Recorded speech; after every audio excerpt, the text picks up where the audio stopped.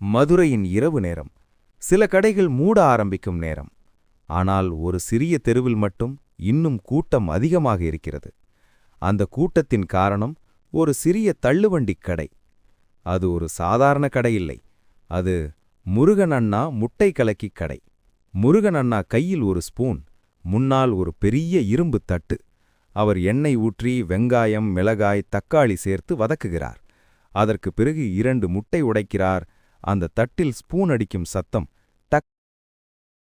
அந்த சத்தமே அந்த தெருவின் இசை. ஒரு நாள் கல்லூரி மாணவன் கார்த்திக் நண்பர்களுடன் அந்த கடைக்கு வந்தான். அண்ணா, 2 முட்டை கலக்கி. முருகன் அண்ணா சிரித்துக்கொண்டு வேலைய ஆரம்பித்தார். சில நிமிடங்களில் சூடான கலக்கி தயாரானது. கார்த்திக் முதல் ஸ்பூன் சாப்பிட்டதும் அவனுக்கு ஒரு ஆச்சரியம். அண்ணா, இவ்வளவு சுவையாக இருக்கிறது, இதுக்கு ரகசியம் என்ன? முருகன் அண்ணா மெதுவாக சிரித்தார். ரகசியம் மசாலாவில் இல்லப்பா, மனசுல தான். நான் செய்யும் ஒவ்வொரு உணவும் யாரோ ஒருவரின் பசியை தீர்க்கும். அதனால தான் இதுக்கு சுவை அதிகம். அந்த வார்த்தைகள் கார்த்திக்கின் மனதில் ஆழமாக பதிந்துவிட்டது. பல வருடங்கள் கழித்து அதே தெருவில் ஒரு பெரிய உணவகம் திறக்கப்பட்டது. அதன் பெயர் முருகன் கலக்கி கார்னர். அந்த ஹோட்டலை நடத்துபவர் அந்த நாள் முட்டை கலக்கி சாப்பிட்ட கார்த்திக்.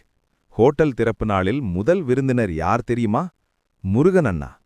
கார்த்திக் அவரை பார்த்து சொன்னான், அண்ணா, நான் இன்றைக்கு இதுவரை வந்தது உங்க முட்டை கலக்கியாலதான்.